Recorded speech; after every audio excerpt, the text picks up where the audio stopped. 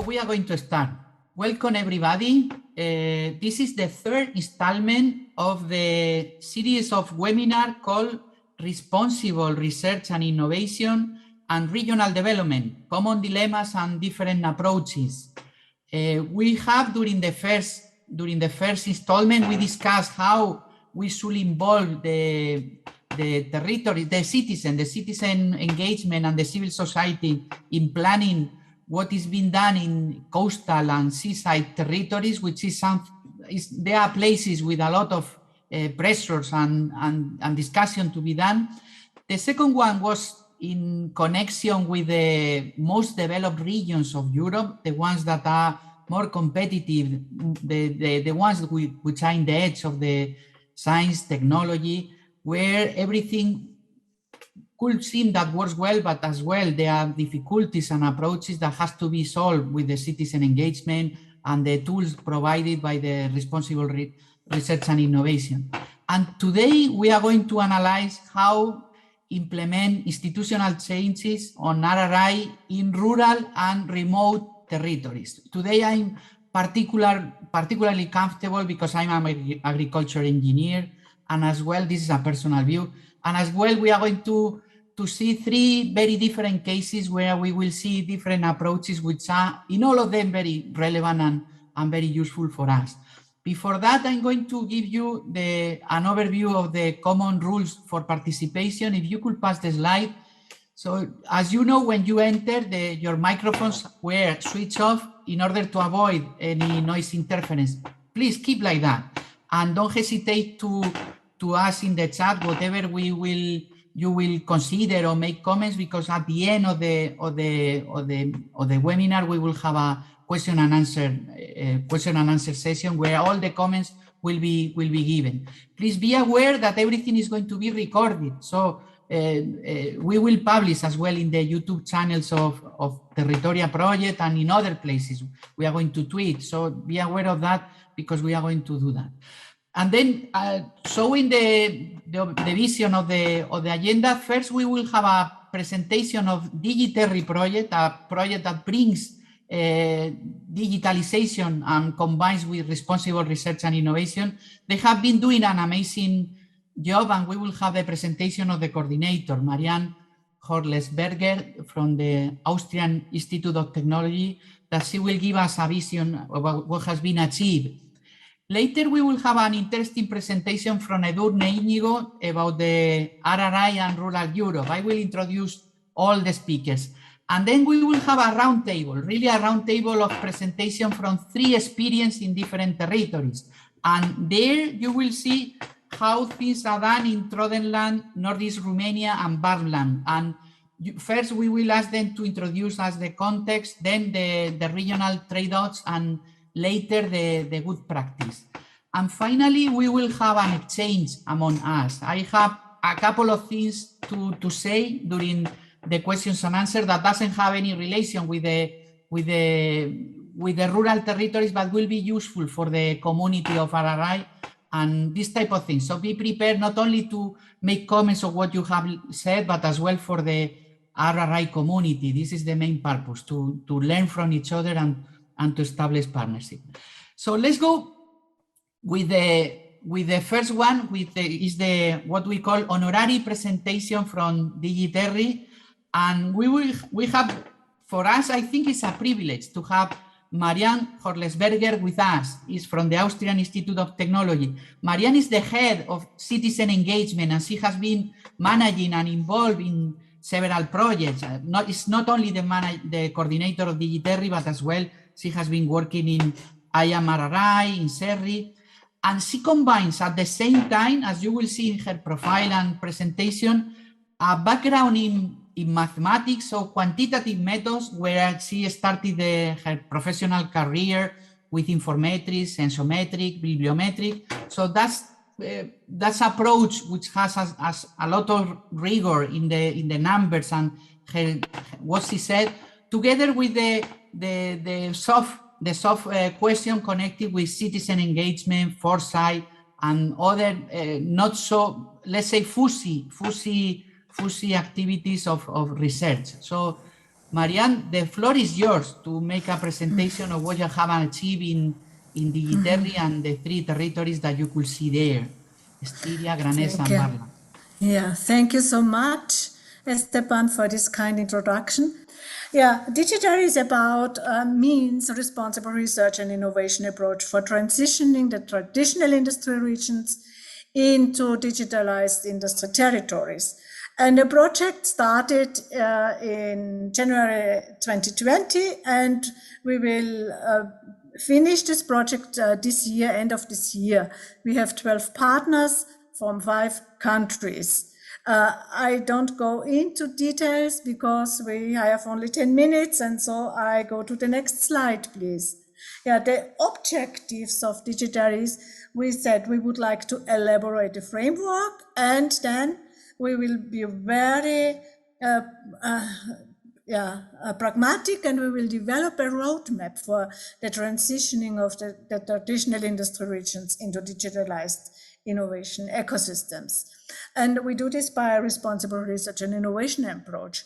And for that, we said we have to characterize, to map, to stock take the current situation, the current ecosystem in the territories.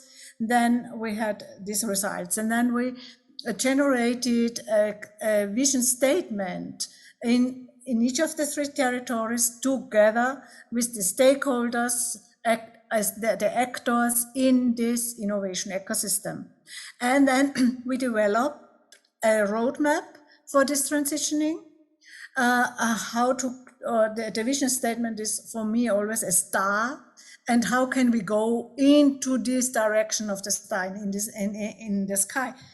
And as for that, we developed the main goals, objectives, we detected the gaps, and then we also an action plan. And now we are implementing. The implementation is also important, and we have also already described in our proposal that we will have 9 actions implemented till June this year, plus 3 till the end of this year, and this will be monitored also. So these are our objectives, and this process reflects these objectives. Of course, this is a classical roadmap procedure where we have the stock taking and mapping and what has to be done here, the visioning, then the roadmap development and the implementation. And of course, we have here also to do the data, collecting the data, talking to the people in the territories, identifying the experts and stakeholders. This is a very important task, how to get this crucial stakeholders so that they are convinced about what we do, and they do it in their territories. So this, you can say, is a very bottom-up approach, and then also to work together to co-create the vision statement and the roadmap goals and the actions together with these stakeholders in many workshops. And also we have to talk about the framework and the theoretical backgrounds, and also we compare the territory results. And now we are in the implementation. Next slide, please. Generally, I've done this in several projects, and here we are with road mapping. I always say we do RRI by design, and this means we work with the actors of the innovation ecosystem, coming from research, education, industry and business, policymakers and civil society organizations, and bring this together with forward-looking methodologies. I have done foresights, scenario development, and in our case, we do road mapping. And when we do this together, this is diverse and inclusive, anticipative, reflective, open, transparent, and responsive and adaptive, to develop the strategies, the goals, the objectives, and the actions for creating a self-sustaining innovation ecosystem. Next slide. We have 3 regions for this. We work together with Värmland. You will get more information today. No? Then Grand Est and SeeRRI. And the interesting thing is all 3 territories have a history in the traditional industry, paper, wood, steel, material industry, these plants. Then, and but there's a difference in the size. Grand Est is huge. SeeRRI is in the middle. Värmland is small regarding the inhabitants, but the country is also big. And we managed to have triple helix representatives partners in DigiTeRRI. In Värmland, for instance, you will get to know, we have the paper province, there's from more business cluster. Then we have the County Council of Värmland and Karlstad University. In SeeRRI, is a little bit different. We have the Montagne University here, very important. But we have an incubator center, is a smaller part, and we have a municipality, Bruck. And Grand Est, we have also a cluster, Mess Materialia, and Strasbourg, we have somebody from the innovation part from the county council there, and we have University Lorraine from Nancy. Next slide, please. The main outputs now, we have several reports on the mapping and stock taking. We have we did science mapping with Web of Innovation data, Web of Science data. Then we had EU projects, national data, and also interviews regarding the practices, digitalization and RRI. And then we developed the business statement and the roadmap, the action plan, and the framework I can show you today.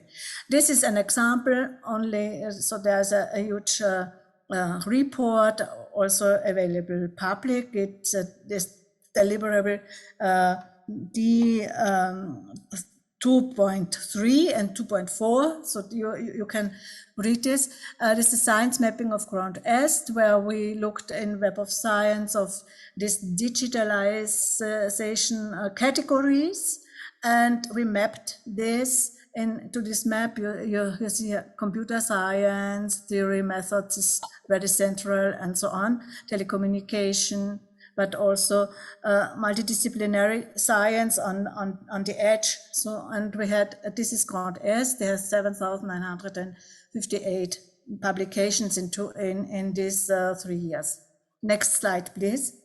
And this is an example how we worked with the practices. There were interviews about the maturity of digitalization. This is the left chart. And on the right-hand side, we have how to target RRI approach in the territory. So it's only to give you an idea. I don't go into the details. And this is published also for all the 3. The vision statements we developed for Värmland, SeeRRI, and Grand Est, you see, and Värmland, I think we will hear more. Only I would like to give you the background. It is about, we work together with the stakeholders first. They gave the idea. This was a very structured process, workshop process. And then we summarized this, and this was always in the local language, in Swedish, in German, and French. And then we had to compromise this, and then we have to translate this first from the local language, from the stakeholder languages, into a common language in the territory, then into English, and then to compromise the key message into a graphical presentation. And WeDo, our partner, and WeDo did this great job of this visualization. Next. Yeah, and then we had developed in each territory 5 main goals. Here also an example, Grand Est, enable all talents in Grand Est to seize opportunities provided by the digital sector, and then so on. We had in each territory 5 of these goals, and then on the right-hand side, we developed these objectives. Here's one objective from Värmland.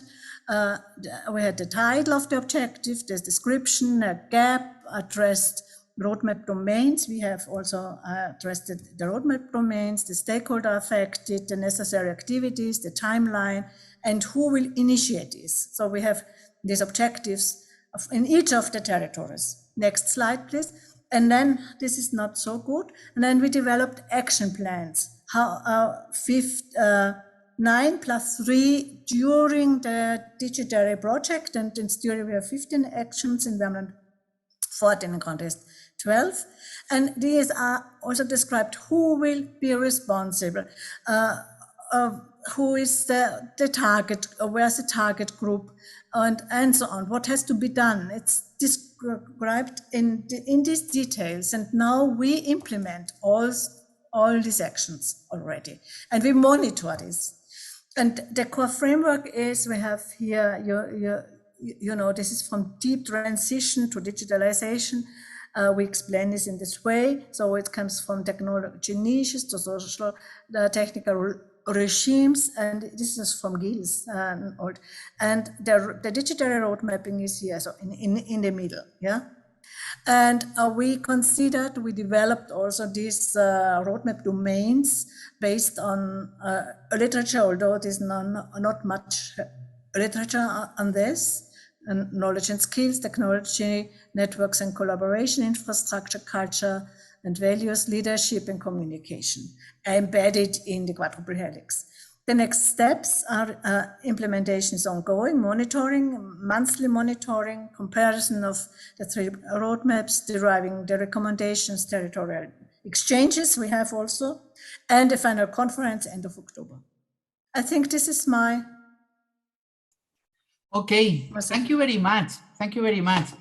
At the end of the session, we will give you the floor to invite us to participate in your final conference in October. Thank you very much. Yeah, this is great. Yes, yes. I hope I will see all of you. Yes, in Vienna, nice place. Yeah. So we will discuss that later. Yeah, so, thank you. Let's go to the rural and isolated areas of Europe, and we will have a keynote presentation from Edurne Íñigo, and then later a comparison, a benchmark between the 3 territories, where we will ask them questions, and then they will give us the answer comparing one to the other. But before, let's go to Edurne. She's an assistant professor of Deusto. It's a business school in the north, in the Basque Country, and she has a degree in the University of the Basque Country, and as well the PhD in Deusto. As she made a master in the London Metropolitan University, and she has a complete research career with different positions and stages. For us, it's quite relevant. Her last postdoc stay in Wageningen University, the best agriculture university in Europe, and that's why I feel today very comfortable to say that I'm an agriculture engineer, because I did my Erasmus there many years ago. I am in the 3rd year of the Erasmus in 1990 was the year. So Wageningen was incredible in that moment for me, going from Spain, and during the years I followed the university, and still is very relevant in all the disciplines connected with the rural economy, and it's a pleasure to have here Edurne representing the Deusto Business School, and as well all the experience connecting the rural economy and so on. I would like to mention that she has many different specialities, but one of them is directly connected with responsible research and innovation. And she has taken difficult issues. First one is how to implement responsible research and innovation in business. And she made an interesting article in the 2020, published in 2020. And another one quite relevant is RRI in the Global South, with experience from Malawi, from Brazil. So it's not evident, and she will bring us, and we could ask her question, not of the usual question that we could do to anybody, but difficult question about how to implement RRI in not so favorable environments. So thank you, Edurne. The floor is yours. Thank you very much for the presentation and for the very kind introduction. You can ask difficult questions, but maybe not too difficult. But no, really, this is really interesting for me because this is what I've been doing so far. When I was in Wageningen, I was, of course, working on agriculture and responsible research and innovation in agriculture. And luckily, I have been able to continue with this field of research at my current position. So I'm involved in a couple of projects related to responsible business models, especially in rural areas. So this is really my cup of tea. So I'm really happy to be here and to hear the experiences from the territories later.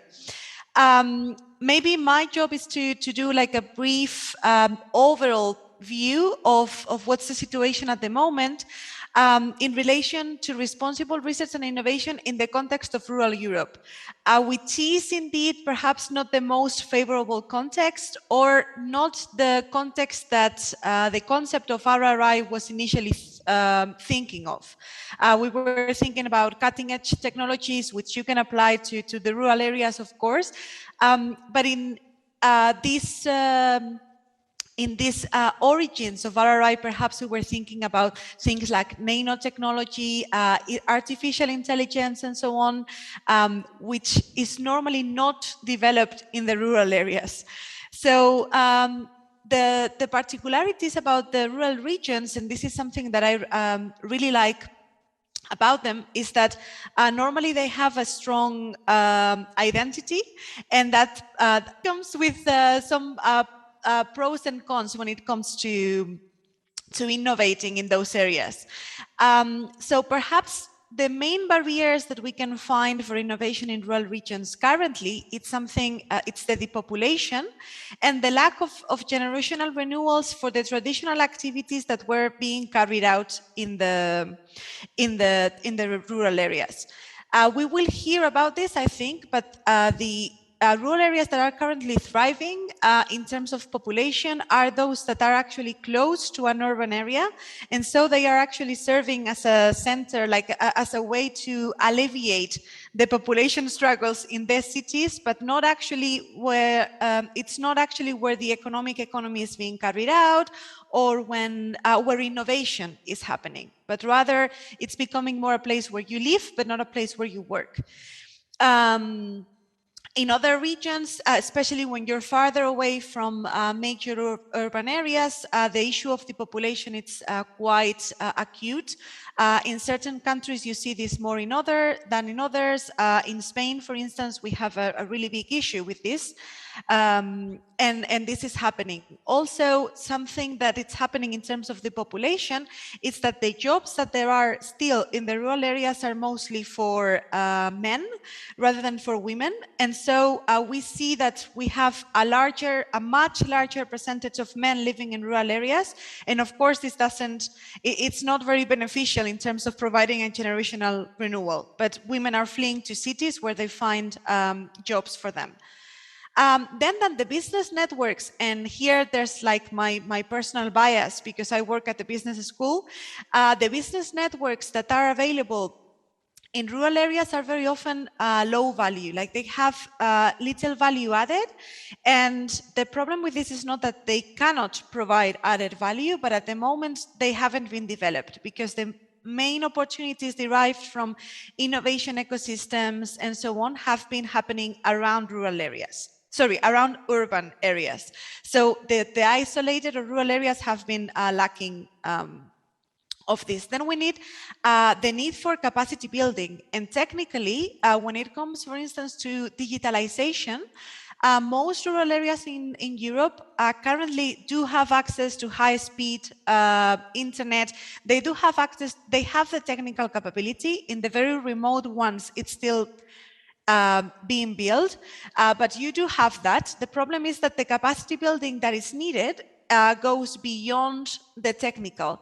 I'm very happy that Marianne introduced the socio-technical systems theory, because what we are lacking in this case is that social organizational skills that will allow for the socio-technical transition, because the technical aspect is more or less covered. And because of this, because of the skills that the persons currently living in rural areas have at this time, there's usually low social acceptance of innovations and lower rates of adoption and of innovations and digital solutions. When I speak about agriculture, for instance, which is one of the possible economic activities and the one that I'm most familiar with, there is very low acceptance of technologies such as precision agriculture, or that could really help in this increase of the added value, because normally the technologies are not being developed taking into consideration the technological skills of the end users. So this is an issue that's happening at the moment. In terms of how these research and innovation processes in rural Europe are happening, well, we might have some unintended consequences, and this is something that we can try to tackle through RRI, such as, for instance, the destruction of traditional lifestyles. We might try to impose a transition because while we might want also to preserve this identity and this traditional economic activity that was being carried out in these areas, then we have this mismatch between the existing capabilities and the new required ones. So here, RRI could also play a very important role in trying to build the transition, try to build the innovation process around the user, around the community, and around the capabilities that they have at the moment. And also, in terms of network business, in terms of taking advantage of innovation ecosystems, there is usually a preference for urban areas. And for this reason, rural and isolated areas are very often a step behind. So we are very lucky that we have projects like this that will try to involve these areas a little bit further. Next slide, please. The next question then would be, and we're going to see some experiences about how to tackle this in a minute, but also from the policy perspective, from the project perspective, and so on, there are some initiatives that are being carried out to try to help making this transition responsible, just, fair, equitable, and taking into consideration the actors. The European vision for rural areas for 2040 says that these areas should be stronger, connected, more resilient, and prosperous. That means that empowering communities and providing them with access to services, but not only giving the access, but also trying to innovate socially. So trying to find some new ways in which these communities can relate to the technology, and new business models as well. That's a very interesting area that's going on at the moment. Then in terms of connected rural areas, we need digitalization and transport.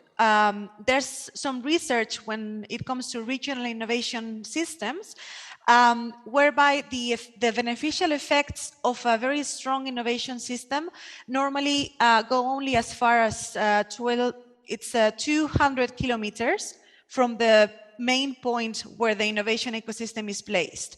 Unless we provide good transport, the possibility to connect digitally and so on, the remote areas are not going to benefit from relating to those ecosystems. You also need certain geographical closeness for them to really work for them. Then more resilient. Of course, we have to take care of the environment, and this is something that it's always in the background, but I think that especially in rural areas, because of this sense of belongingness and belongingness to the land, this has a very strong power in here. And then social cohesion. So if our solution for the population, for instance, would be to just move 2,000 urbanites into the rural area, then how is that going to work with the currently local population and so on? So these are things that we need to think about. And then trying to diversify the existing economic activities, but also valorize what we have. It's not about completely transforming and just moving into new sectors, but rather valorizing what we already have out there, and because we need agriculture and we still want to go to our nature parks and so on. So this is something that we should really start to value, and this can be done through business models. There are also some other initiatives for smart communities in terms of digitalization.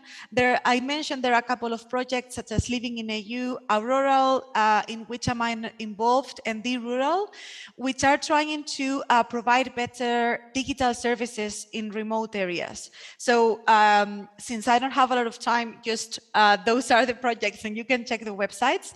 But definitely RRI can help support innovation in the rural areas in a way that really tackles those main challenges that I mentioned before. Mainly issues such as techniques of public engagement and inclusion, if we look at the pillars, could help to improve acceptance, to really design around these communities and their skills. In terms of gender equality, providing opportunities for women so that we have a better balance of female, male in rural areas, then that could also be very, very beneficial in the longer term, to build, like, let's say, a native rural population rather than just moving people outside of the cities, which was I don't know if it's going to be short-lived or long-lived trend after the pandemic of going back to rural areas and working remotely. Then science education can help with the capacity building that is needed. We need to have the people able not only design around the skills that they have, but also the reskilling of people that are going to be using these technologies. This is also something that is needed. And also, of course, we need the infrastructure. And lastly, being anticipative and responsive, and I'm very happy about what Marianne presented so far, the framework that has been used in DigiTeRRI. We need this to develop long-term strategies and also being able to adapt continuously to the changes that we are creating, but also in terms of anticipating these unintended consequences in order to try to avoid them. And I think my time is up. I was telling myself, so if there are any questions now or later, I'm happy to chat with you. Thank you. Very much, Edurne. Thank you. I don't see any comments, but we will appreciate, as you said, that you stay with us and you see the experience of the 3 territories, and then we will comment, because they are going to answer or put examples in many of the things that you have said.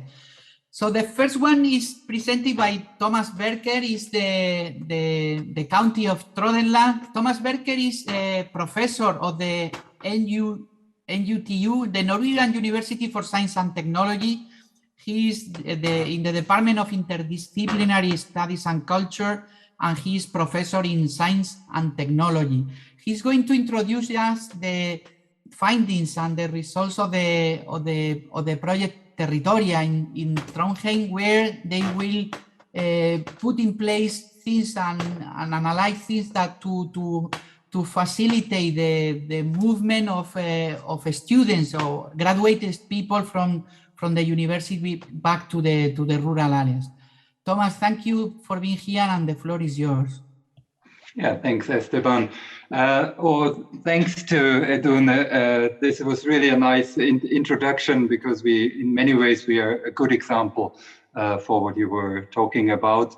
A very clear example, I think. I'm trying to introduce the county of Trøndelag in 5 minutes, and of course, this will only be a very rough introduction.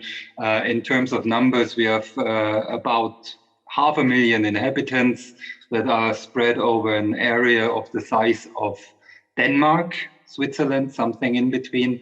And this is, of course, not 12 persons per square meter. That would be quite crowded. It's 12 persons per square kilometer. In average, because half of the population lives in and around the city of Trondheim, where I'm at right now as well, and where the university is located, and we will come back to this. This is part of what we are working with, that I am now from Trondheim representing this huge area. It has a long coastline. There's agriculture as an important sector generating a lot of wealth.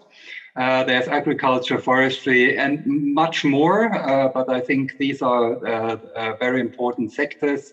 Maybe a little bit unusual for you to think Norway in terms of agriculture, but this region here in the middle between the south, the west, and the north and the east, this region is traditionally has a lot of land that can be farmed and has been for many centuries has been farmed. Then we have Trondheim as the city with half of the population of this county that has a lot of research and development. It is one of the centers in Norway in this respect. I've added another point here with the largest sectors of employment because this completes the picture. Because when we are looking at these sectors where people actually are employed at, this is health and social welfare, commerce, teaching and research, and building and construction, which is much more about the infrastructure that is necessary for all the other activities. And again, maybe quite specific and special for Norway is this dominance of the health and social welfare sector.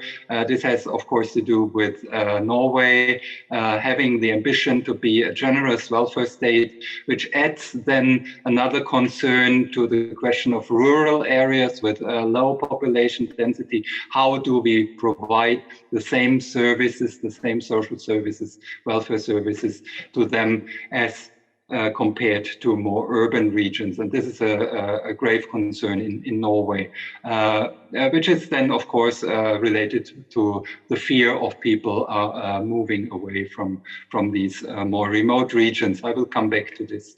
I tried to say something about the degree of innovative maturity and high digitalization level. I think compared to the rest of Europe, Norway scores quite well, and also the Trøndelag. But of course, we have a center-periphery pattern here as well. Trondheim is actually host to very few, but some global digitalization actors. Upstarts working with digitalization and at the same time more remote regions. They have less good access to broadband internet, but I think overall this is quite okay compared to other more remote regions in Europe. Okay, 40 seconds to talk about these pictures. Just some random examples you see for you to get an image about what we are talking about. We have in one picture a more coastal region. Then I show you how forestry and agriculture looks like, mostly forestry in Trøndelag. And then we have the city of Trondheim. Okay, thank you, Thomas. Very nice places. Probably with the snow in this moment or not. Yes, a lot of snow. A lot of snow. So we are going to have a series of presentation of the context in order to understand better the address challenge. And the next one is Agata Philemon from ADR Northeast, the Regional Development Agency of Northeast Romania. She is the head of the Sectorial Specialization Office.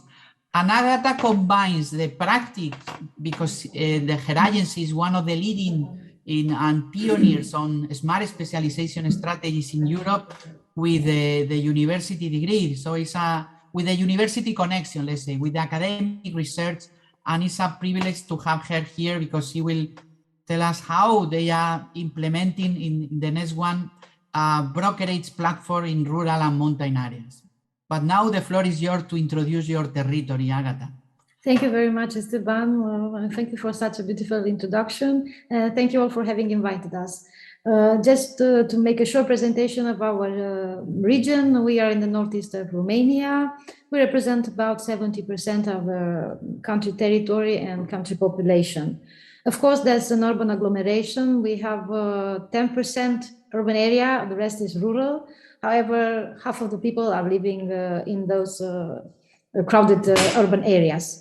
We are well represented in what regards research and innovation. We have university centers, big university centers that cooperate with territories, about 25 PhD schools in science and engineering, and there's a good degree of university degrees among a population between 30 and 34 years. However, we have a modest GDP, about 1/3 of the European average, and that influences a lot such risky activities like innovation. Probably that is one of the causes why Northeast Romania is a moderate innovator. The cultural factor and the risk aversity may be another possible cause. In what regards digitization, it's a paradoxical situation because we are well represented in what regards education, IT&C education and research.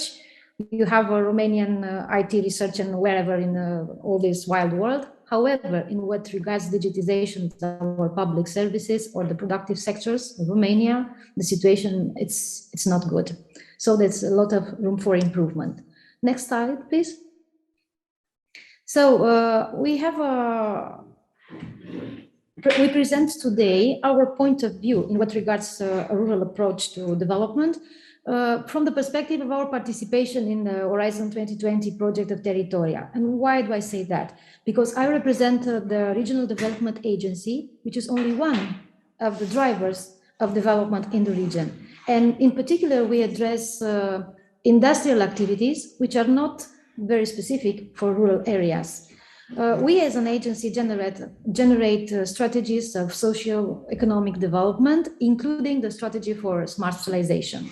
We usually attract and manage resources and facilitate contacts between implementers and providers of these resources. And our geographical scope is on these 6 counties out of the total 40 counties of the country. In what regards our priorities for innovation, we include sectors that have representative units also in rural area, because we have agri-food, we have tourism, and of course, IT&C textiles, environment and energy domains.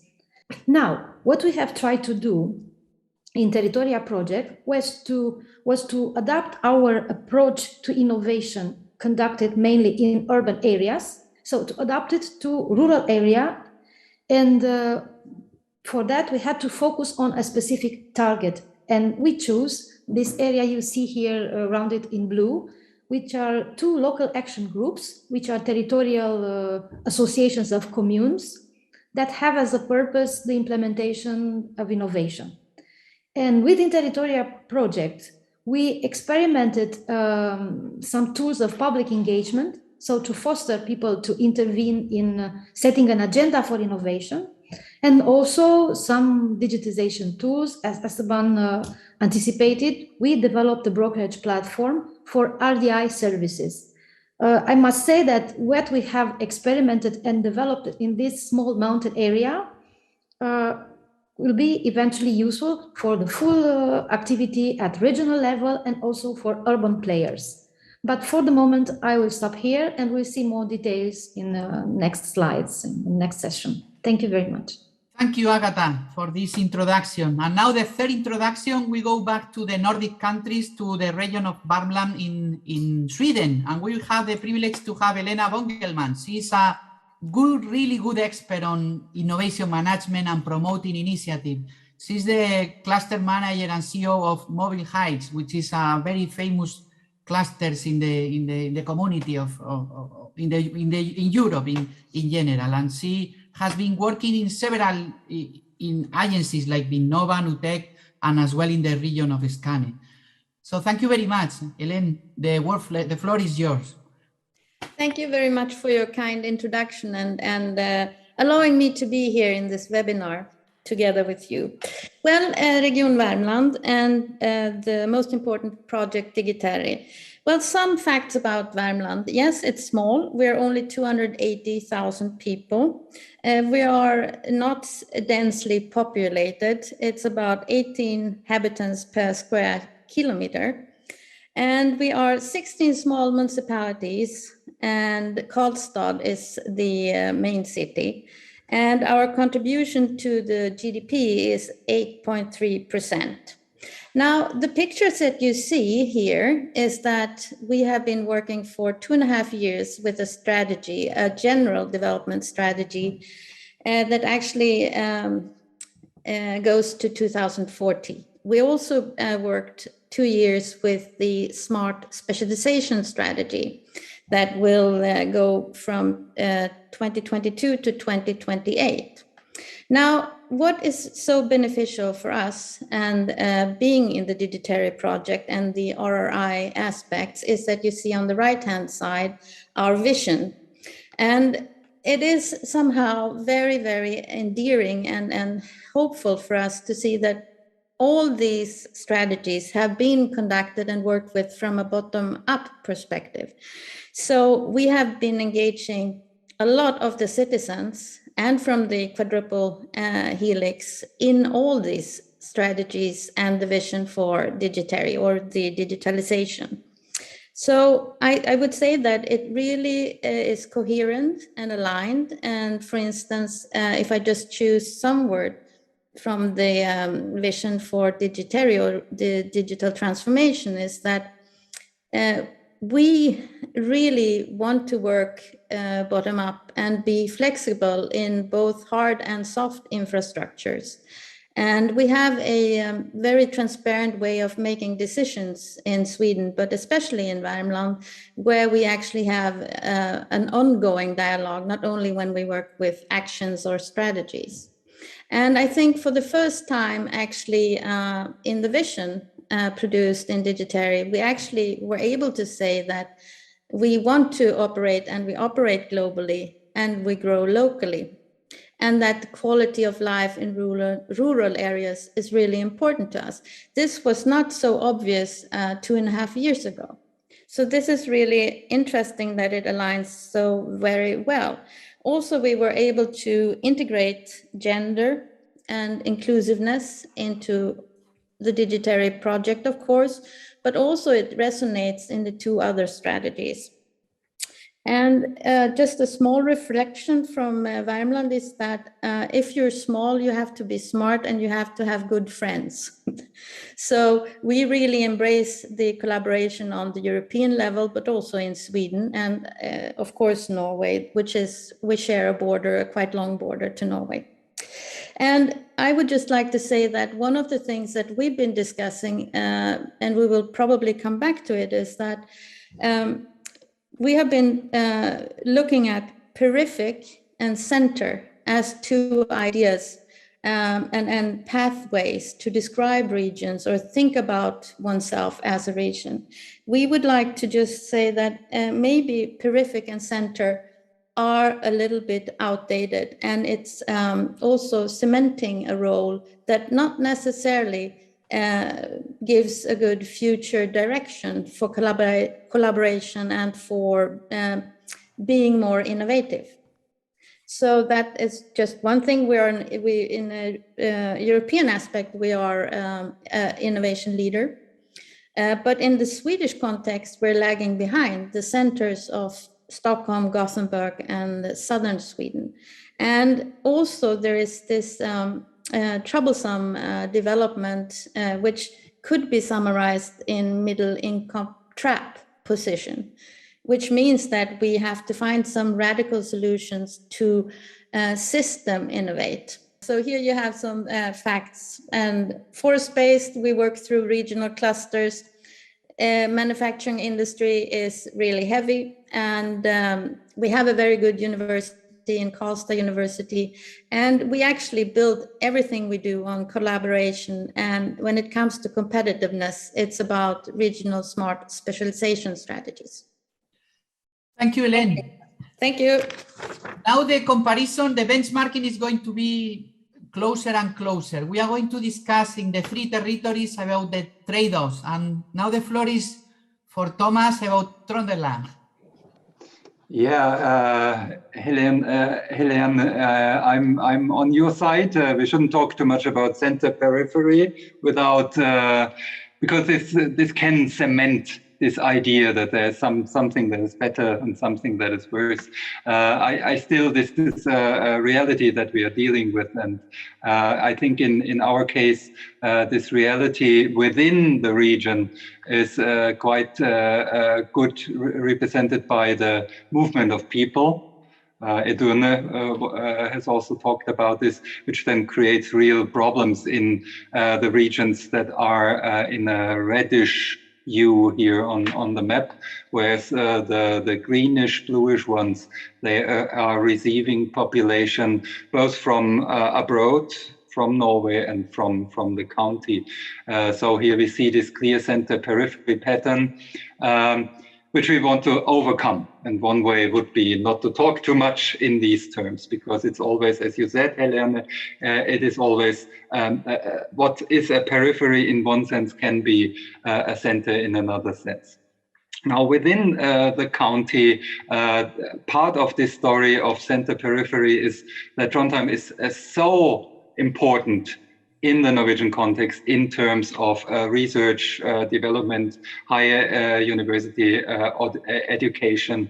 It is host to not only a very good university, it is host to the largest university in Norway, and also to the headquarters of Scandinavia's largest private research institute, which is SINTEF, and many others. And we have all these networks effects here, which makes Trondheim a very, very strong center.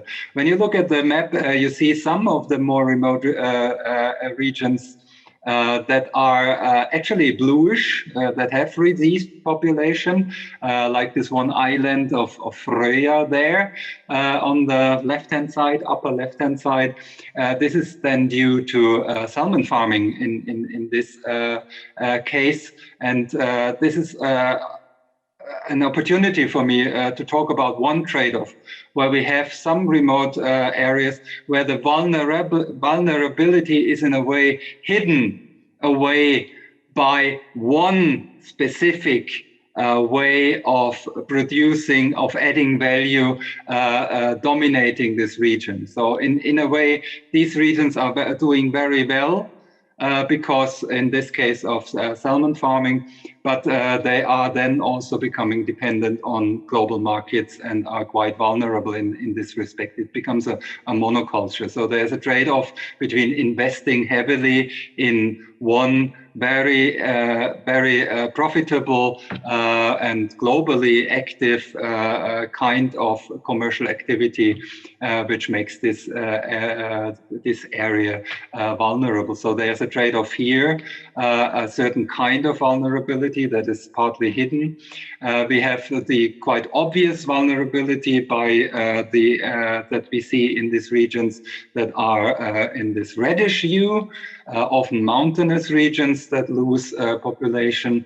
But then there's a third type of vulnerability that I encountered in our research. This is between all the more remote regions that are competing for attention, competing for attracting young people, attracting commercial activity, and they do this. They work actively with branding their region. They are very much aware of this, that they are competing. But in the end, they have all the same selling points, and there's a trade-off. You can try to brand your region, you can try to become strong in this sense, but then you are competing against many others that have the same goods to offer. So I'm not offering a solution here. I just wanted to describe these three different types of vulnerability that we have encountered in our work. Thank you very much. So let's go to Romania, to Agata, and we will have there as well. I see the leader program. Yes, Agata, the floor is yours. Yes, thank you. These are some strengths and some weaknesses that we have observed in the area where we have implemented our experiment in Horizon 2020 project TeRRItoria. These are some aspects that in certain respects are common for all rural area of Northeast Romania. However, they have been discussed and analyzed more in depth with these mountain communities. What you see here in the image is Mount Chahlo, which is like one of the names of the local action groups in the project. It's one of the holy mountains of Europe. It's like an Olympus in Romania. And as you can imagine, there's a lot of tourist activity in the surroundings. So to go back to the strengths and the weaknesses, what we have in the region is the existence of these local action groups. As I said, there are associations of communes. Sometimes they also include a small urban pole. And they were specifically designed in relation with the policy instrument for innovation, which is the LEADER program. It's a program that we do not manage in the Northeast RDA. However, we have horizontal relationships with the institutions that are in charge with the LEADER program. At the same time, for these areas, there are many instruments at regional, national, or international funding, international level. So there are funding opportunities that they are out there, but sometimes they are not very well known by the communities that they are addressed to. In the third place, we have a good bottom-up methodology that may help ecosystems, usually industrial ecosystems, to set priorities for innovation and priorities for spending these financial resources that can be accessed. In the regions that we have addressed here, but also in some other rural poles in the region, we have an existing collaboration with academic and research players. There are universities that are conducting boot camps and internships, and they have research teams on the spot. So there was already a collaboration in the two local action groups that we have addressed. There is also a sort of networking between businesses of various types of economic sectors, between secondary and tertiary field. And there's a previous cooperation between what we call the triple helix stakeholders, that is local public administration, local businesses, and NGOs and associations of producers or socio-educational associations. And in particular for this intervention within TeRRItoria, we had this team in Northeast RDA willing to help communities to explore a little bit their interest in innovation, their capacities to discover new things about themselves, and to help them to implement something in this and to take advantage of some of these opportunities. On the other side, there are some weaknesses that we had to take into consideration. First of all, is although there is a network and there is a previous cooperation between businesses in these rural areas, the manner of cooperation is not very straightforward. There is a matter of trust. It's an issue of trust that you have to take in consideration, especially when dealing with small communities and especially in the rural areas. Then there is a low innovation propensity. To say so, it's a lower innovation propensity than in the rest of the region. And that is a problem because there are, of course, on one side, more urgent issues to be solved, like infrastructure issues, especially in rural Romania. But on the other hand, it's a lack of interest, maybe a lack of exercise in trying to grasp innovation from the range of possible activities to be implemented in rural territories. Then, because we discussed here about the intervention of RRI, there is an obvious language asymmetry and topical asymmetry between local communities in rural areas and RRI communities. And seldom researchers have this exercise of getting out of their labs and getting out of their conferences and putting interesting things in simple words and making them accessible at the conceptual level, first of all, accessible and attractive for lay people. That is also valuable, it also stands for rural, for urban areas, but this is more important in rural areas. Then, as I said, because it's that trust issue that requires face-to-face cooperation, in these times we had the problem caused by the pandemics. And it was a true challenge to try to implement some activities that were totally strange for the common daily interests of these communities. So to intervene with something on RRI in a rural community when you had limited access to face-to-face interaction. We had to adapt to the online environment a lot of activities that would have made sense and would have been very effective in direct interaction. So we confronted the reluctance in using internet or online interaction in what regards setting up businesses and exploring common path of actions in between rural players. This was one of the barriers that we had to overcome. Then there was also an asymmetry in what regards the scope of our organization, Northeast RDA, which, as I said, is more industrial, and industry is not very specific for these rural areas. And that stands also as NAC codes activities that we support with our policy instruments, basically the regional operation program. But also for the smart specialization strategy that is particularly addressing this sectors with high innovation potential, mainly industrial. And in this respect, we try to discover together with the communities some local points and shared points of interest, and especially in what regards innovation. So we focused on 2 innovation sectors that were specific for the mountain territories, that is agriculture for mountain products and slow food and traditional food and organic food.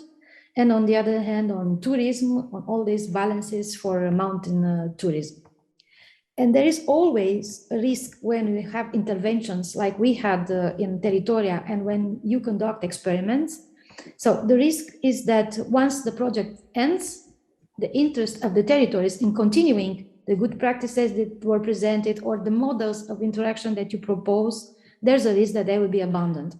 So we had to focus on some sustainability aspects and to try to make the activities as interesting as possible, so to ensure that once the project ends, people will still be in the loop and will continue to take advantage of all these opportunities that we try to present them and to get them familiarized with. For the moment, I will stop here. Thank you very much, Agata, again for your clear presentation. And then we go with Ellen to Värmland in Sweden. Thank you very much. I just wanted to highlight the learnings and findings from being part of the project DigiTeRRI, and that we discovered that we're not so strong in utilizing research, and actually we're failing in developing a common language between different stakeholder groups.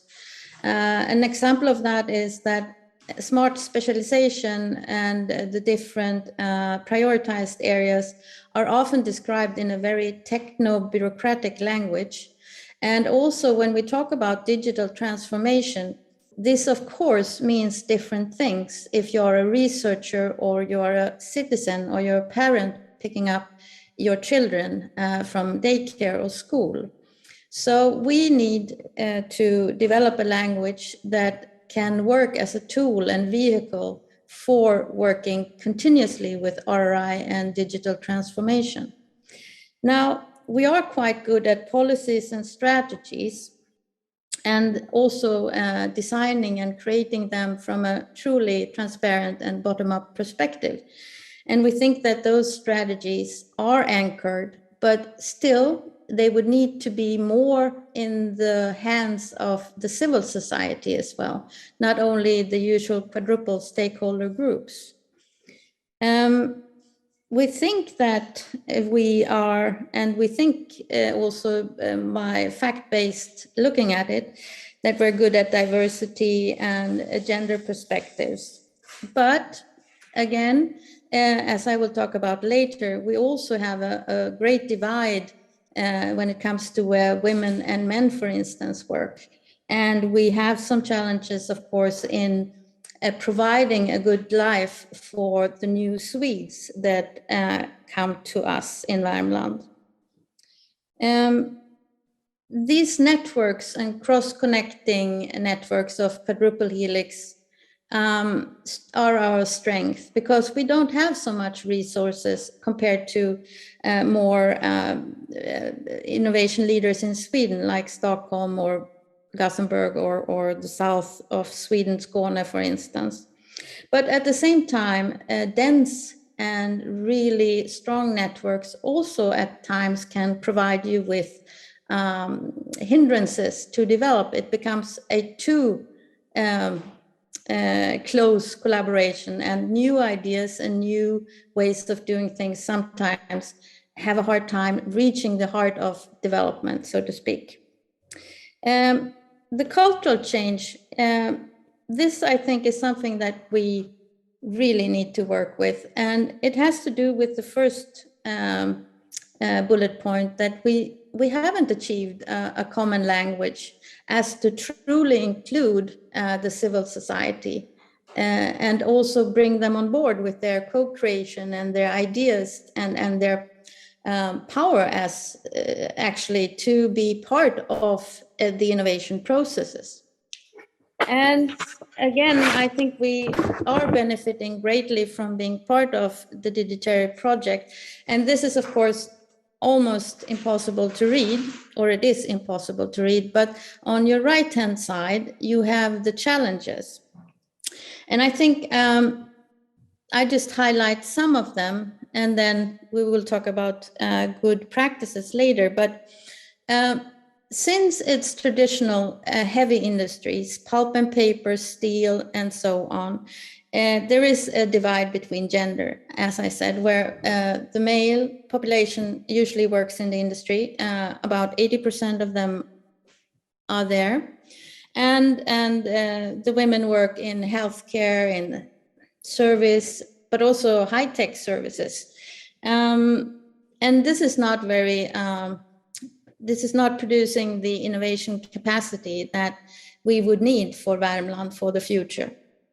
And also, although I don't want to talk about periphery and center, there is somehow a framing of Värmland as a territory where you have industries that are placed in rural, very rural areas. But at the same time, as we heard before from our speakers, that the young people, and especially the women, leave those areas to either the main city Karlstad, or they actually move away to Stockholm or Gothenburg or Skåne, for instance, or Malmö. Also, I think that one of the benefits of having a strong university for our size as a region, and very good education and research, and especially actually now in automation or AIT or AI, automation, machine learning, Internet of Things, and so on, it's still not benefiting the whole of the industry or the whole of even the public sector. So I think that we need to find a way to utilize our university better. And in the question of retaining students and researchers, I think there's much more to be done to achieve that. I think I'll just stop there, actually. Thank you, Elena. And now the third round is about good practice. Once we have learned about the trade-offs, we are going to see what could be learned from the three territories. And then the first one is Trondeland, and the floor is yours, Thomas. Thank you. Yeah, a little summary from what we have implemented in TeRRItoria. The mission that we set ourselves, that we have co-created with local actors, was to support mutual knowledge flow between academia and more remote regions. So the point here would be to make universities responsible for regional development in their hinterlands, not in their hosting cities for example. So the basic constellation here is we have a national university with an international ambition and also practice that is located in Trondheim, which Trondheim benefits hugely from from being host to this university. But what about the more remote regions around? Are they in any way, can they in any way benefit from this location of NTNU, of the university in the center of this county? What we then did was we started, of course, with a mapping. This was part of TeRRItoria, but then this mapping continued in parallel to finding out what we want to achieve, what is the actual goal of our transformative experiment. And in this process, we identified 3 different groups that are already building bridges between the more remote regions and the university, and that have a huge potential to do so, to develop further this kind of activity. This was part of our work that we, of course, discovered very quickly, or I discovered very quickly, we from the university, that this task has been approached already before. This is a well-known interest uttered by the more remote regions to get more contact with this university that is there in the center of their region, and these more remote regions, they encountered problems in doing so. So how do we get access to this kind of resource of knowledge and innovation? Parts of these barriers that they encountered was a big distance, not in terms of geography, but in terms of understanding what is going on in this huge institution that this university represents. So based on this discovery and the acknowledgement of previous activities and many networks working with this problem already, we decided to build on these best practices that already exist. The 3 groups that we have identified here are students that are working as interns as part of their education. This is also an increasing trend that more and more, for example, master degrees, that they include a mandatory internship outside university. The big goal here is to make university education more work-life relevant. I'm sure this exists at other places as well. It's a very important goal in all of the university education at our university. So the idea here is to use these students shuttling back and forth between their education, between the university and a workplace, to use them as a bridge or a conduit of knowledge transfer that then ideally goes both ways. Now, traditionally, students are prone to look for these internships in Trondheim, again, benefiting the businesses in Trondheim. It's just easier. It's just often also when they talk to older students that they get recommendations from something that is quite obvious and quite close. Our intervention here was to try to move students, to interest students into doing these internships in more remote regions. And the idea then is to learn from barriers to do against this, and to learn from how this can be done. In the course of this, we found that this was surprising to me as well, at least, that many master programs at my university that are actually quite bad at using this opportunity to learn about work life, it's left to the students to look for these possibilities, and then there's no feedback from their experiences back into the university research and education. So that's there's definitely space for improvement. Second group are new graduates, young graduates, often young. I mean, most of them are young, looking for the first job. In Norway, they are, at least in many kinds of studies, they're struggling as they do everywhere, I guess, because they don't have the work experience, they have this education, and now they're looking for a job, and there's often, it is the work experience that is sought after. So here we found very successful trainee programs at remote locations that have actually managed to attract these young students looking for their first work to gain work experience in more remote locations. And this is then combined with a program for these interns, where they get to know each other, where they get some social context as well.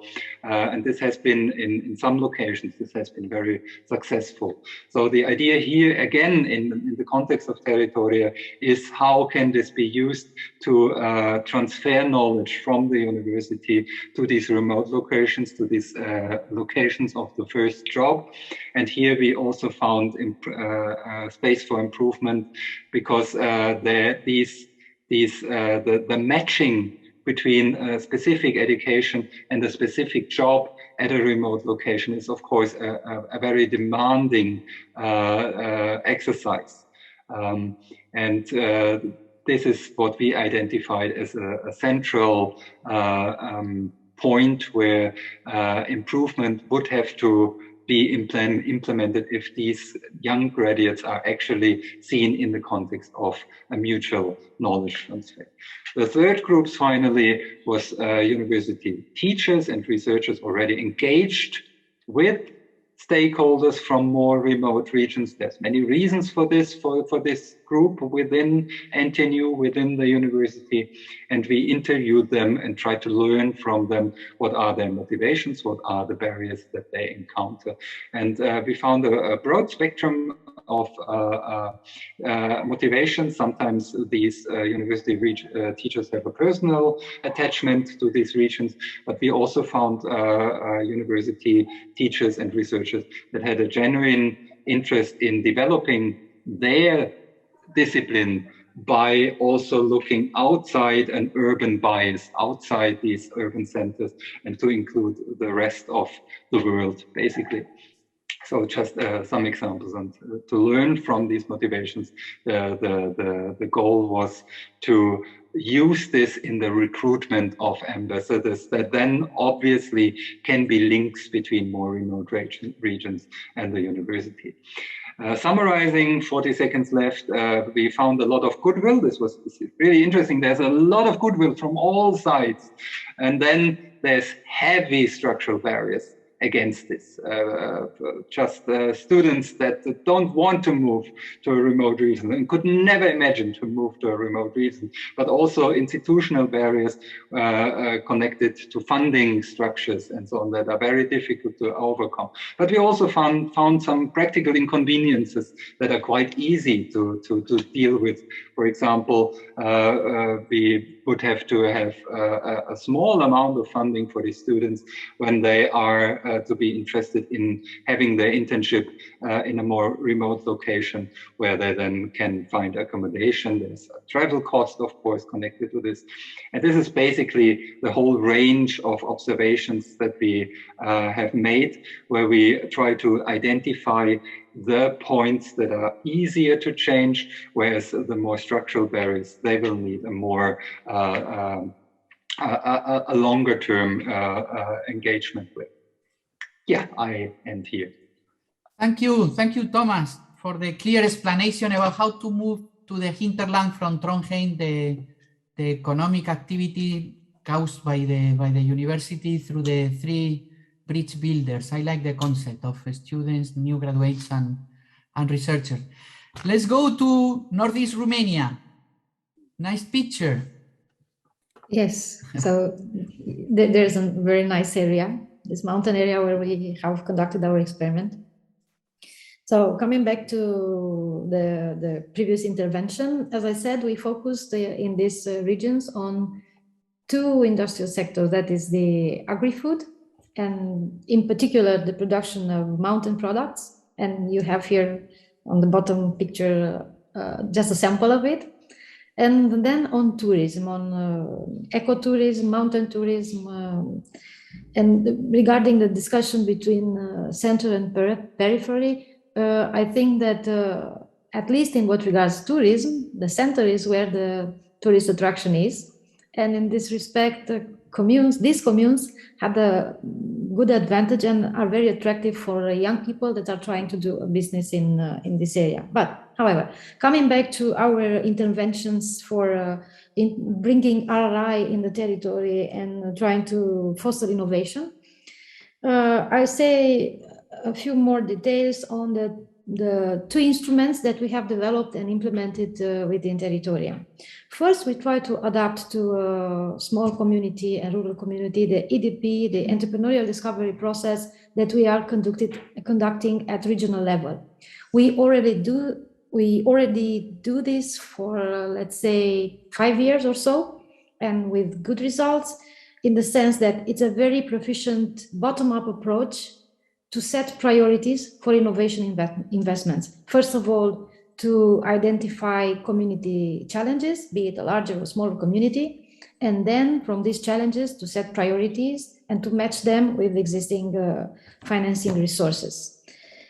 In this target territory that we have addressed in the project, we conducted a series of focus groups and surveys. Some of them face-to-face, some of them online. And first of all, we had to get communities familiarized with this instrument. And that is why we start discussing locally in triple helix. We explained what we do in more industrial sectors and in the urban area. We explained the mechanism, the steps, and we had several encounters just to familiarize people with this approach. Because usually in the local action groups that are using resources from LEADER program, there is a strategy, a development strategy that has innovation priorities, but it is done maybe by a consultant or possibly in an office, in the commune, or with some small group of specialists in the commune, but there is never a true consultation with the community, and many needs may be lost from out of view. So in this bottom-up approach, we involved the major players in the community, first of all. And together we reassessed the weaknesses and strengths. We identified some challenges, and we put together some priorities. In this respect, you can say that it's not only a decisional tool that helps this needs prioritization and sets an agenda, but it's also a creative tool. But it's a reasonable creativity that we are talking about, because you have to match creativity to more technically assessed capabilities, and of course with the financial possibilities to put them in place, because otherwise we can all want to be Lord of the Rings. Actually, we have a commune here that has implemented a tourism model, village on the model of Lord of the Rings. But anyway, you cannot be a very strong pole if only by dreaming. You have to match possibilities and capabilities. And because we are talking now also about brain drain, I must say that this was a unique opportunity for young people in the communities to participate in these discussions. Of course, the main target were the consolidated businesses, the local administration, and here you have middle-aged people or even older people. In agriculture also, the vast majority of workers are aged people. However, we had the pleasure to have young people here because they were interested in this project, in the proposal of having a voice. And that was very important. They could benefit also from the results because there were business ideas coming out from these discussions. So I think that was interesting and beneficial for the youngsters. On the other hand, to the extent that there were youngsters in the communities that were already students, or maybe they were researchers in local institutes, or they participated because they were already part of the community. So that was the first input on this research side.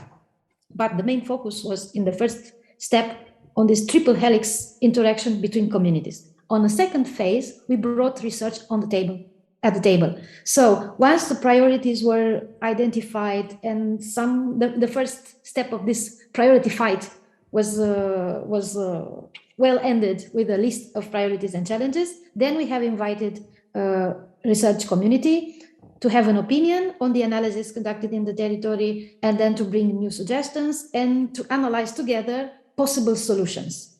So this was a quadruple helix focus group, and at this stage we could already organize all interaction online, and everybody was happy with it.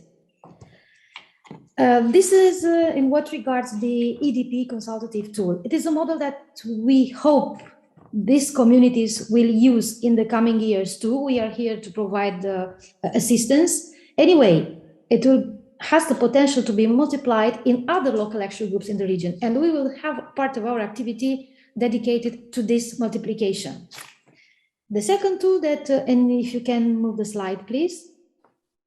The second tool was a digital tool, and that was new for both the local communities and the academic communities involved in the project. It was a brokerage platform for research, development, and innovation services. This is not a platform to make popular results of research. It's not to publish your research or to say what you are doing. It is just to provide services of research, innovation, or development in the service of some real users, some beneficiaries that want to develop products, processes, technologies in the rural area. And for the moment, platform is focused only on agri-food and tourism, but once the final audit of TeRRItoria is successfully passed on, we can extend the platform to all 7 priorities of our smart specialization strategy and for the whole region. At the moment, the platform is also in English. When I made the slides, it was only piloted in Romanian. Now we have completed the translations because we already have some international users who are making profiles and suggesting activities. This platform practically bridges communities with researchers. On the one hand, communities have the possibility to upload project ideas. It is not just a declarative intention of doing something, but these are projects for whom somebody assumed and was engaged in implementation. On the other hand, researchers make a profile and point out their availability to provide a specific sort of service, RDI service, selected from a menu of services. For this menu, we have consulted the researchers, of course, universities, research centers. We consulted companies to see which services are of interest or not. So now we have a user side that has already 27 profiles in this pilot stage, and it's not yet made public. We will do it next week. So it be for the moment, it's just people addressed in the project that were helped to provide inputs and to build project ideas according to some templates that we have elaborated to make project fiches that have been uploaded. We have designed some interaction processes to be sure that we have a standardized interaction between users, but still keeping the possibility to assist them at these initial phases. We hope that in the coming future, the platform will be completely autonomous and the interaction can be done without the intervention of a facilitator. At the moment, you still need some facilitator to give you some okay, to put you in contact or something. But for the upload side, things are pretty clear. You can provide ideas and you can provide services, and it's like an encounter place where you can match capabilities. And for what we have seen so far, it was well received in both communities, both in the rural area that we have tested and in the research side, and people are looking forward for the extension of the platform. Then, if you can move the slide, please.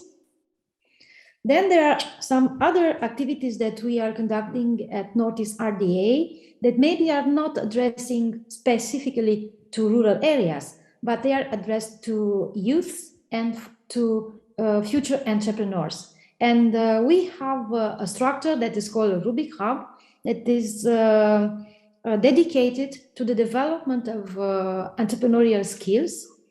If we have a low innovation profile and we are moderate innovators as a region, you can imagine that as entrepreneurs, we're even lower. So there's an entrepreneurial culture that has to be built. And of course, you have to start with the youngsters. And there are several programs, training programs, to help people discover their business capabilities and to set up startups, to help them developing product ideas or technological ideas and to put them on the market. In the end, also, we want to put them in contact with possible investors, and there are all sorts of events and camps that are organized here at Rubik Hub. Then you can push enter. We have another initiative that is addressing also the youngsters, and this is an international cooperation that we conduct with Van Han Larenstein University. There is a team here dedicated to the cooperation with our region. We have a long history of cooperation with the Northern Netherlands, and this is just one of the samples. And here we invite universities that have agricultural profiles or other profiles that correspond with the interest of the research teams in a year or on the other, and they make joint teams with Dutch students, and they learn together how to conduct activities in the field and how to elicit issues, challenges, and solutions to the problems that are confronted, that the rural communities are confronted with. This is the third edition this year, and it was a successful program so far. I will stop here. If you have any questions, I will be happy to answer them. We have a question in the chat, but we will go after all the presentation. Thank you, Agata, and I kindly recommend you to visit Rubik Hub anytime that you are in Romania, because it's a place to learn how to support young entrepreneurs to set up well the companies. So let's go to another Nordic country and to Sweden, to Värmland, to see what are the best practice and lessons learned from DigiTeRRI. Thank you very much, Helen. Thank you very much. You see in the slide the heading Y, and that addresses policy and structures. And with DigiTeRRI, as I explained, we aligned and renewed and got more dynamics into our regional development strategy 2040, but also the smart specialization strategy that lasts until 2028. So it was really a good experience to be able to have more value and more focus on digital transformation and learn from the other two regions as well. Going back to our basic or some of our basic challenges, being a middle income trap region and with some inherited weaknesses, but also strengths that we could utilize in a better way. We also tried to strengthen the structures that we do have in place for quadruple helix collaboration. And I would say predominantly collaboration between the public and the industry and the academia. So triple helix actually. So what were we able to highlight in the structures and learn and benefit from the DigiTeRRI project? That is, we renewed the Academy for Smart Specialization, which is a long-term collaboration between the county and the University of Karlstad. We also utilized the Gender Academy at Karlstad University much more and in a deeper way, so to be able to understand responsible research and innovation and some of the aspects and how to have them part of the strategies. Then, of course, the Academy for Digital Transformation, or DAMI 4.0, came actually to life during the first 2 years of the DigiTeRRI project. And we learned a lot in how to utilize it predominantly in collaborative projects. When it comes to what, which I would translate into processes rather, I think that, or we think that the entrepreneurial discovery process was enhanced by digital transformation aspects and RRI aspects. And very concrete outputs is that currently the Region Värmland and all the stakeholders in Quadruple Helix actually are working to produce regional roadmaps in the different strength areas in the smart specialization strategy. But not only that, there was a deep discussion and a long discussion on how can we move the smart specialization strategy into sustainable smart specialization strategy. And so 4 new horizontal approaches or perspectives were included, and that is digital transformation, social innovation, added service value innovation, and gaming. And gaming might seem a little bit odd, but we discovered that we're not addressing the younger people that might not have a formal education in a good way in the strategy. Thus, it was included. And the politicians took the strategy 8th of March, which was very joyous for us. Also, we have exported DigiTeRRI to our sister region, Dalarna, which shares a lot of the main challenges and opportunities. So we are going to, until June, do a DigiTeRRI light process together with them and share with them what we've learned and see if in their context this could be added value for them in their work. So when it comes to how and the examples of best practices, I would say that we, about 1 year into the DigiTeRRI project, we realized that we had the cluster paper province, which is pulp and paper and cross-laminated timber constructions. And we invited Compare, who is working with a digital transformation, into the project because we realized that A, of course, we need their expertise, but B, maybe more importantly, from a development and innovation capacity point of view, we need to work with our health sector, and the region of Värmland, or the county, is responsible for the health sector in the region. So as to cope with the elderly population, but also cope with the fact that costs are rising for healthcare and that the tax base will not meet the demands of the citizens, we need to find new innovative applications, but also ways of delivering health services. And so Compare and Digital Well Arena, which is the name of the initiative, became also part of how can we do that in a RRI adopted way. And here several questions, but also solutions have arisen in terms of not only gender and inclusiveness, but also on ethics and so on. So I would say that Compare and Digital Well Arena and the renewal of the health sector in Värmland is a very good example of how we benefited from being part of DigiTeRRI. I think I'll stop there. Okay, thank you. And very interesting conclusion about human capital as well. And I would like to come back later in the discussion. So we had 2 comments in the chat. The first one was made by Glennie Foslide about the food production. I tend to think that every 3-4 years we have a crisis or whatever moment in our economies that we consider that food production has to be something to be considered. taken into account. I remember with the lockdown of the coronavirus, we had to open in order to ensure that the food production was there. And unfortunately, on this moment, with the high prices and the war in Ukraine, we are as well facing these type of things. For example, in my country of origin, the supermarket doesn't have milk because the consumer has decided that milk is something that is scarce, and they started to buy, and things like that will happen.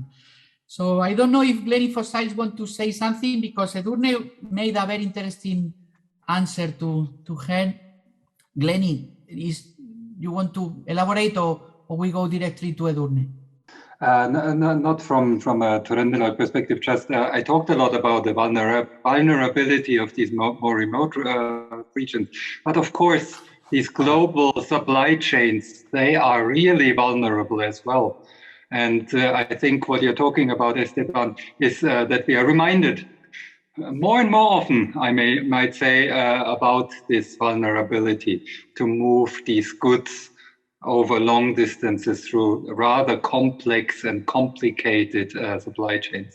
I think that's very important, because that would then move the vulnerability of remote regions into another light. Okay. And Edurne answered that we need to valorize agriculture production and other activities in the rural environment. I wonder if you want to elaborate more, because this is an ancient aspiration, we are going to say. So something old, and I don't know if you could tell us how to do that. Maybe, I mean, I don't know how to do that exactly. Yeah. It's a matter of many actors intervening. But indeed, the problem is that if, on the one hand, we cannot say rural areas should be devoted to agriculture only, because that makes those areas really not resilient. Like, we should try to diversify a little bit. But at the same time, we do need the food production. And the problem is that even the farmers themselves, when you talk to them, and if you're involved in these projects, probably you have talked to farmers, they very often don't like that lifestyle for their children, because it's very, you have to make a lot of sacrifices, it's long hours, and the profit that they're making is not that large. So it's not like they're living a lavish lifestyle at all. So, so the point is that if we want people to stay, then indeed we might need to either combine, like through diversification, so that you have someone who's partly a farmer or farming the land and so on, and then has other activities on site, or we have to be able to develop viable business models building on the technology that is already there, so that people actually want to stay and don't feel that because I studied engineering, now I cannot be a farmer. So there's many angles to this, because there's the economic one, but there's also the social perception of bettering and thriving as a family. It's just like you get your children out of the farm, kind of. So it's about valorizing economically, so that we are able to provide food that is sustainable in an efficient way.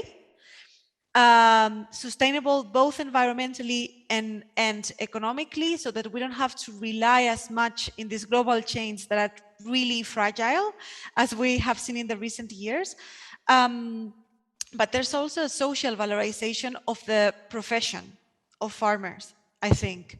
And here, this is a even larger transformation. So I think that there are many tackles from policy, education, markets. It needs to be addressed from technology as well. So it needs to be addressed from many different points, I would say. Thank you for the social valorization. I'm going to tell you a short history from my side. In the university, I made a practical training in a farm in Denmark, and the owner was, in the morning, he was agriculture engineer as well. And in the morning, the couple were working in the rural extension service of Denmark, that is very good, very recognized in the world. And in the afternoon, they were farmers, cow farmers. And he said to me and his wife that they had to think more in the afternoons than in the morning, because it was a public employment and it was always the same. and in the afternoon they had to think a lot about how to take care of the farm, really. So thank you, Edurne, and it's a direction. We discussed many years, but I'm sure that we will arrive, and in reality we are arriving, because there is a transformation already in the agriculture production, and the short value chains, as Thomas was saying, is as well more and more considered. So I'm positive on that. Adrià Guado made a comment about entrepreneurship and the Rubik Hub.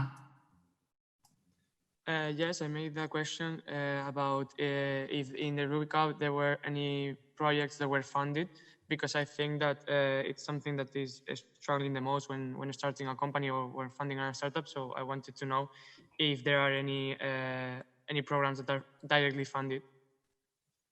Yes.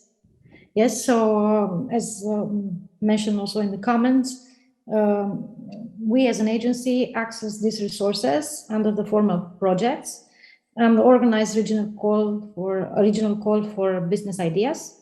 Then selected businesses are helped. The promoters are trained in setting up a business, and then they receive a small financing that is enough just to start up the business. There are also other initiatives in the territory that can be combined, but what's important is to provide a little bit of training and funding for the setting up, then to incubate them and to help them in the development phases up to the point that they can meet investors. We teach them how to pitch, how to set up some business plans, and we organize also brokerage events for potential greater investments.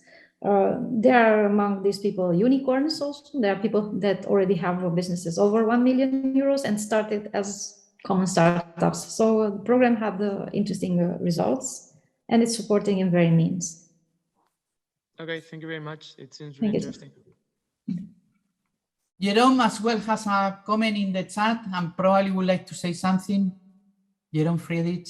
Yes, this is probably mainly a question for Edurne, but also obviously for all other speakers.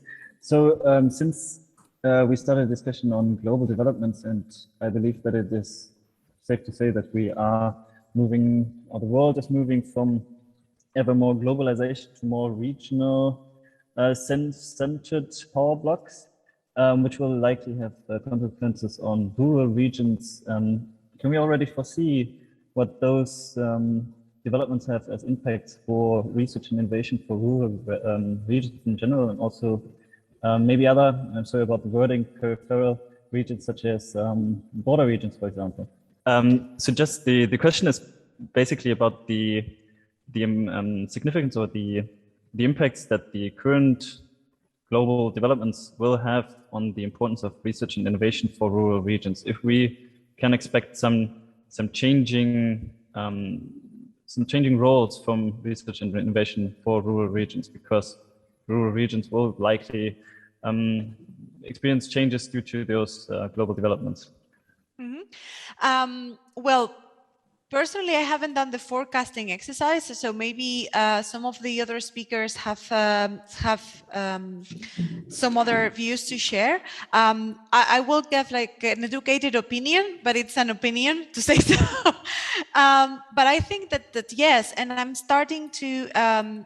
We already have like at least anecdotal evidence of how the supply chains are starting to shorten very quickly in the recent years, because before we did see this kilometer zero or like short supply chains movement increasing, but in the latest years you see it more and more often. And what I'm starting to see in this field, it's a lot of new business models. So it's not about the technology innovation, but rather innovation in the supply chain and how farmers are getting closer to the final consumer through many different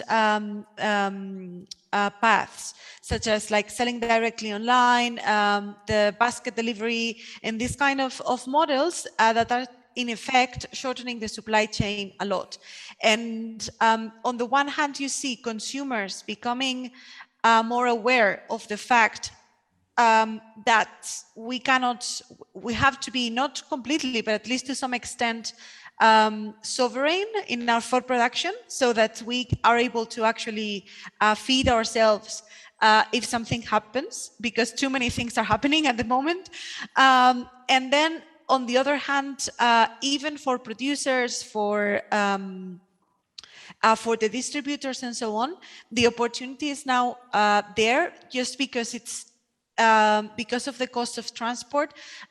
Now the economic opportunity from actually selling what's close to you, it's larger than it was years ago. So I think that we're going to go into that direction. And what I would hope is that when things hopefully, like quiet down a bit and we are in a back to, like our traditional business, we learn from this and we move into that direction in the longer term. And it's just not a reaction to the shortages or to the super high cost of transport at the moment. Adrià has raised the hand. Yes, I have a question regarding the sustainable and economic development that you mentioned before. Do you think that salaries and wages can be a differential aspect in order to attract both talent and development to these rural areas or regions? Yes. Yes, definitely. Of course, you then need to adjust to the cost of living to some extent. If it's more expensive to live in a urban area, it makes sense that the salaries are also going to be higher. But at the end of the day, if you receive a higher salary, you have more options to decide what you're going to do with that salary. So that's going to be an aspect. And I think there's also an additional issue. It's going to be that and the social prestige, so that you don't. It has to be a viable economic option that competes with the salaries of working in a job where you have a degree. And because in Europe, most younger people are getting a degree, and so they aspire to a certain salary. And also, it would need to be something that it's not seen as backwards or, like coming back to town or something like this. Yeah. Thank you. Marianne, you could make the comment openly. If you could say the comment of digitalization in agriculture, yes. Oh, you can hear me. You can see and hear me. Yeah. No, I thought I have another project and we talk about a little bit RRI and agriculture, and it is about digitalization, artificial intelligence there. And I got to know that agriculture is actually, at least in some areas, highly digitalized, and artificial intelligence plays a big role because tractors go on their own, they don't need a driver, or the cows are fed by chip. The quantity is calculated and by chip and so on and so far. So I'm wondering what you said. So this is for me a little bit a different aspect maybe. As you know, already know, I have done 3 projects, RRI projects so far, and we always talk about ethics and values and how we create our values, and these values and our system of values is, I think, a foundation for that.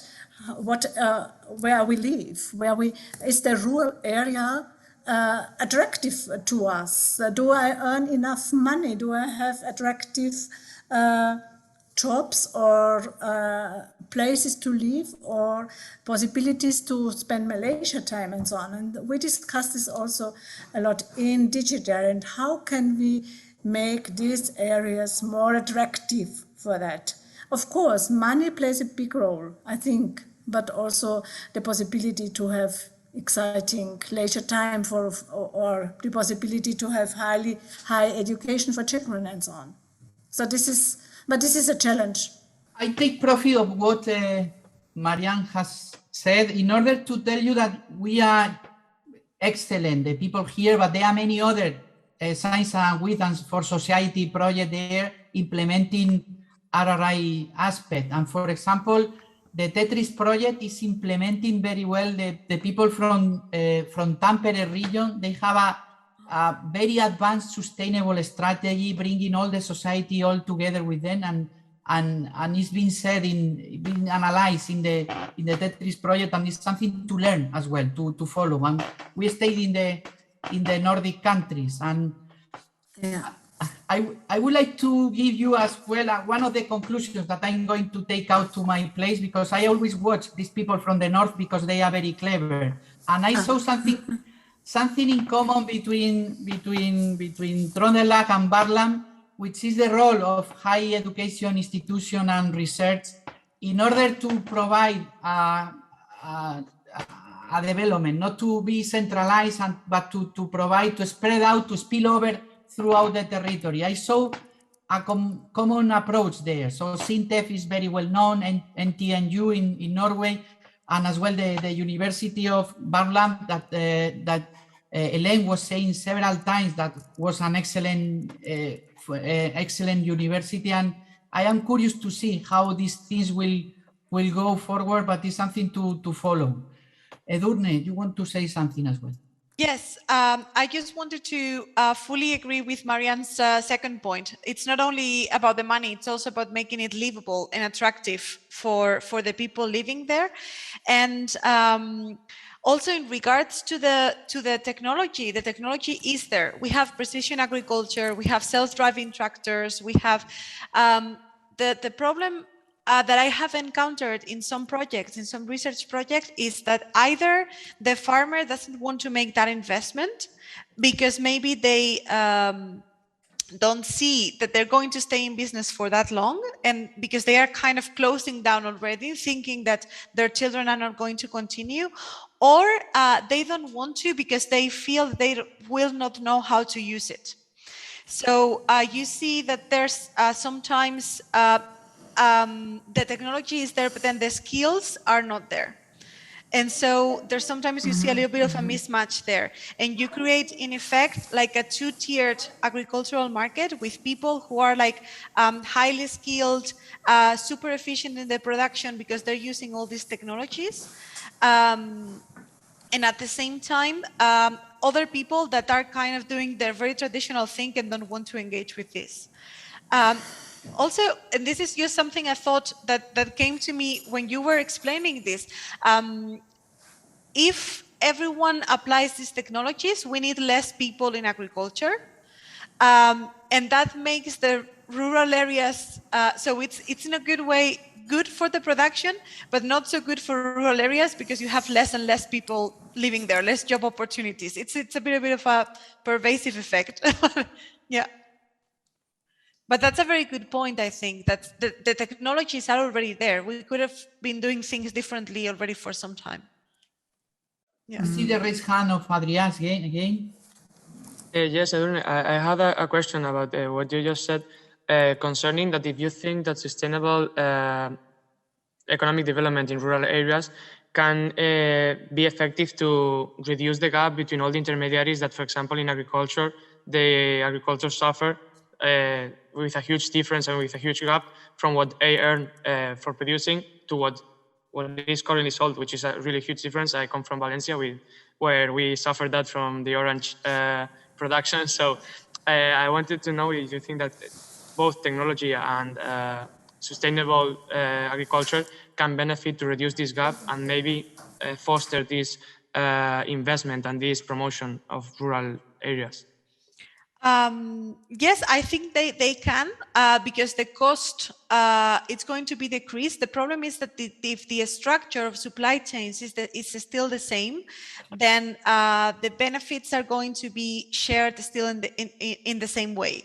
So even if the cost is smaller for the farmer, then the distributor will say, okay, but then I'm going to get a bigger profit and so on. So it's not going to be, I think, translated for not the consumer. I mean, or maybe a little bit, but not so much. I'm currently engaged in a project on business models for organic agriculture at the national level in Spain. And what we're seeing is that those farmers that were actually able, or those farms, not those farmers, but those farms, or that were able to succeed in the model better, actually had the short supply chains and had came up with a different business model that did not involve so many intermediaries. So they had taken control of the market mechanisms to some extent. So that's also an important point. So it's technology and it's business and it's how you relate to your consumer, I would say. Thank you, Edurne, and thank you everybody for these interesting insights. I'm going to give you the two things that I promised to say at the end, and then we will finish with the invitation from Marianne to go to the final conference. The first one, I was in the middle to say, it was the Partnership for Regional Innovation. This is an initiative of the Committee of the Regions together with the Joint Research Center.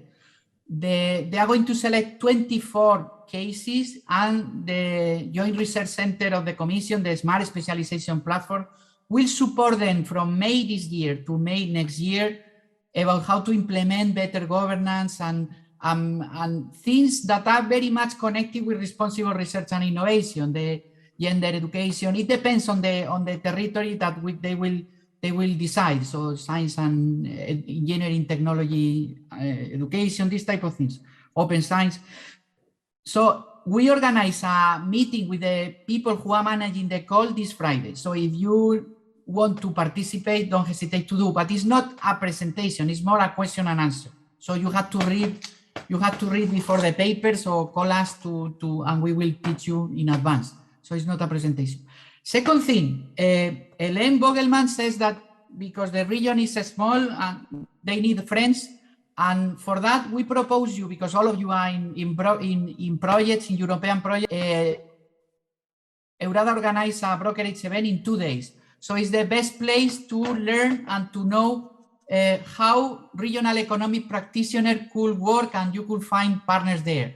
We have almost, we have 150 people registered in the brokerage event, and it's a good way to see what the people working in regions are doing and meet them, because during 2 weeks you will be able to have bilateral meetings. So you are more than welcome if you come there, because we will be more ideas and more projects. So this is the annual brokerage event that EURADA organized. Sorry for the self-publicity, but it's because we want clever people like you partnering with development agencies of Europe, as you could see.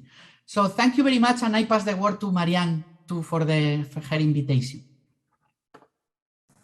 Yeah, thank you for giving me this opportunity.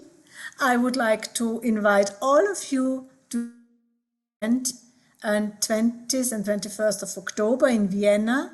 This is our final DigiTeRRI project, where we will have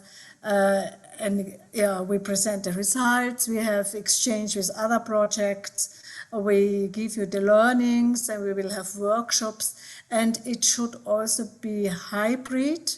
We hope that we can manage to make it technically in a good way, so that it's really good to Veronica has sent us also already to subscribe here, subscribe under the DigiTeRRI webpage. WeDo is preparing all the graphical presentation and communicate in our social media also. I hope I can welcome you physically in Vienna. We look forward to meet you, to discuss, to have coffee breaks together, lunch breaks together, and all these things. Thank you. I assure you that this project has provided useful results. We have been in contact with Granes in France as well, with Barlan and Styria.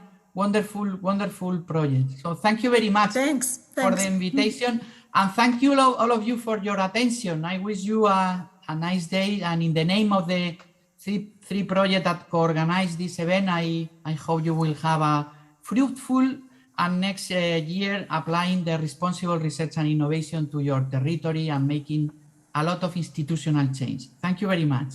Thank you for Thank you so much. Thank you so much. Bye.